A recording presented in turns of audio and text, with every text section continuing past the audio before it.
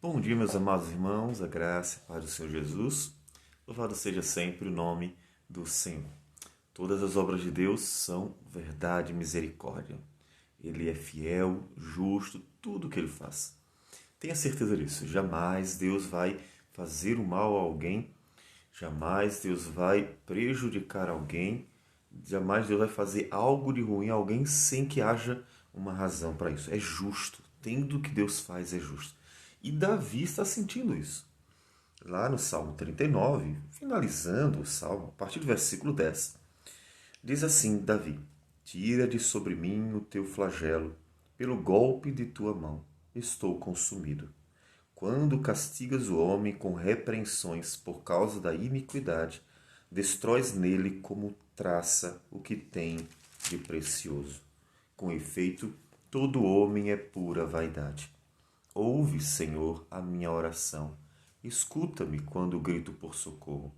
Não te emudeças à vista de minhas lágrimas, porque sou forasteiro à tua presença. Peregrino, como todos os meus pais o foram. Desvia de mim o olhar, para que eu tome alento, antes que eu passe e deixe de existir. Observe que Davi tem consciência que ele é um pecador. E sendo ele pecador e conhecendo suas falhas, ele sabe que aquilo que Deus está fazendo com ele, o castigo, é justo, é justiça. Isso é importante. Temos sempre a consciência de que sempre Deus nos trata com justiça. Em hipótese alguma, acharmos que Deus nos trata de forma injusta. Por exemplo, nós temos no livro de Jó, depois de um certo tempo, quando Jó já estava sofrendo, ele questionando a Deus quanto à justiça do que ele estava recebendo, do que ele estava sofrendo. É verdade que Jó era um homem de Deus, como podemos ver no diálogo dele com Deus, em que ele não desiste de fazer aquilo que é reto. Todavia, ele, como pecador, também tinha as marcas do pecado nele. E Jó tinha um problema seríssimo. Ele se achava justo demais aos seus próprios olhos. Se achar justo demais aos próprios olhos leva o homem a um pecado gravíssimo, que é considerar Deus injusto naquilo que ele faz para conosco. Se você se acha bom demais, então você se acha indigno de receber coisas ruins na vida. Afinal das contas, a justiça diz: aquele que faz o que é bom, recebe o que é bom. Aquele que faz o que é mal, recebe o que é mal. Para que nós possamos sempre olhar para os momentos ruins da vida e considerá-los como justos, nós precisamos lembrar da nossa natureza sempre, de forma que jamais venhamos a considerar-nos justos demais diante do próprio Deus, como se Deus errasse em nos deixar ou mesmo castigar com coisas que são dolorosas para a nossa vida, para o nosso coração. Davi tem a consciência que é um pecador. E ele disse: o que estou sofrendo, com certeza tem a ver com o fato de que o Senhor está pesando sobre mim. Isso não era ruim. Mesmo que doa, não é ruim ver que Deus está castigando, porque o castigo divino é uma expressão de amor. Em Hebreus, capítulo 12, o autor nos diz que Deus corrige o que ama e açoita todo filho a quem recebe. É para a disciplina que perseverais. Deus os trata como filhos. Pois que filho há que o pai não corrige?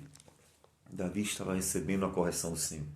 Isso indica que Deus amava Davi. E por isso Davi estava sofrendo o castigo de um pai que é justo, que é santo e que é bom. E que estava trabalhando a vida de Davi.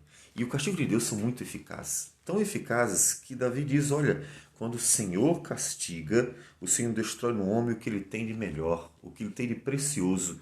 O Senhor vai no coração do problema. O coração do homem é a raiz de todos os males. Jesus disse que é do coração que vêm todas as coisas, todos os pecados. E é no coração que está a idolatria.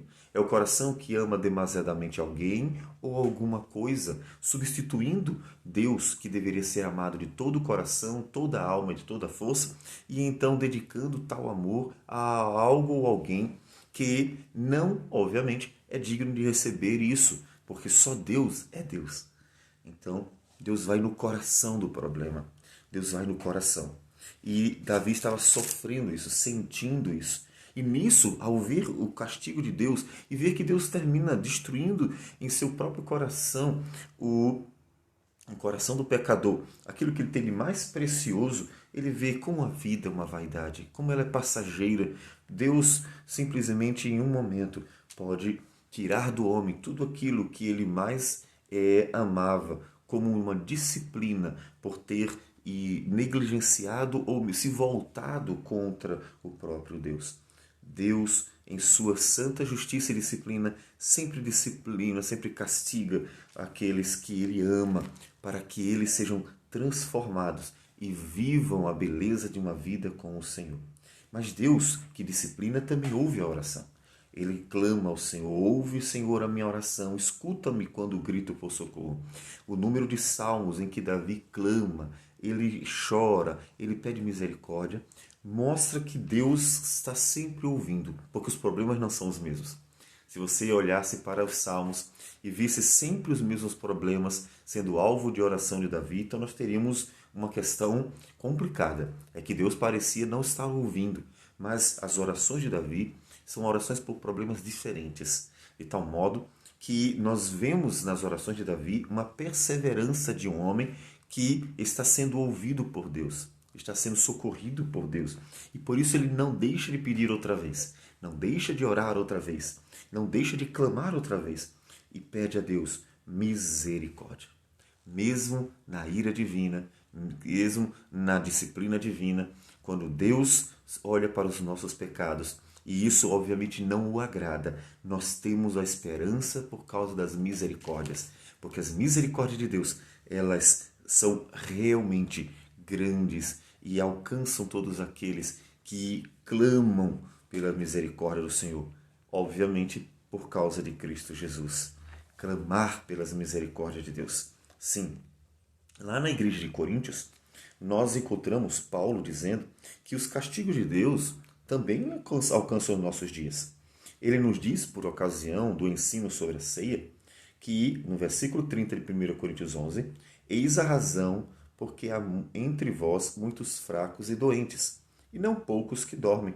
Porque se nós julgássemos a nós mesmos, não seríamos julgados, mas quando julgados, somos disciplinados pelo Senhor, para não sermos condenados com o mundo. Ou seja, em Coríntios, por causa da forma como eles estavam tratando as coisas de Deus, as coisas sagradas, a ceia do Senhor e a própria vida dentro da igreja, eles estavam sendo disciplinados para que na disciplina houvesse um arrependimento, uma confissão e eles pudessem então glorificar a Deus com a vida. Havia ali pessoas que estavam passando pelo sofrimento como sendo uma implicação da disciplina do Senhor. Deus castigando, então trazia sofrimento para eles.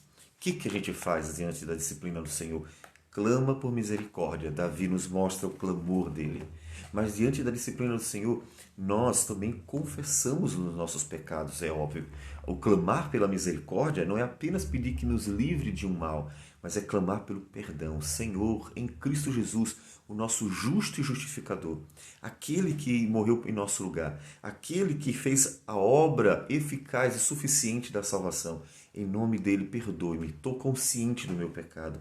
E então confessa ao Senhor para que encontre a misericórdia de Deus, porque o Senhor é demasiadamente misericordioso. Como nós vemos o apóstolo João nos falando em sua carta, no capítulo de número 1, versículo 9 e 2, versículo 1.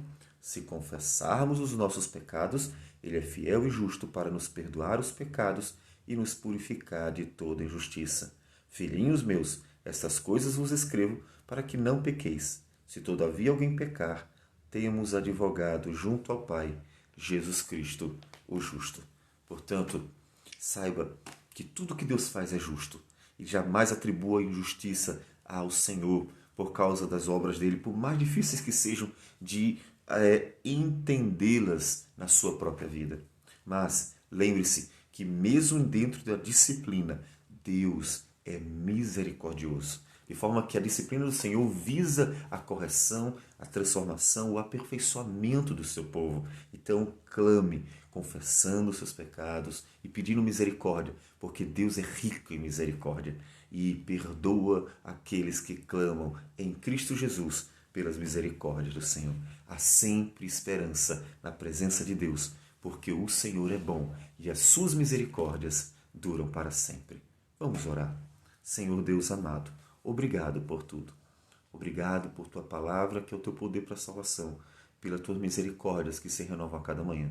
Por Cristo Jesus, a razão de nossa esperança, pela justiça que nos foi concedida, nos foi imputada por Ele. Que o Senhor ajude-nos sempre a viver para a tua glória, operando em nós dia a dia. Que o Senhor receba a nossa gratidão por tudo, até pela disciplina que o Senhor opera no meio do teu povo. E tudo isso, Senhor Deus, nós agradecemos em Cristo Jesus. Amém, Senhor. Que Deus abençoe a todos e um bom dia.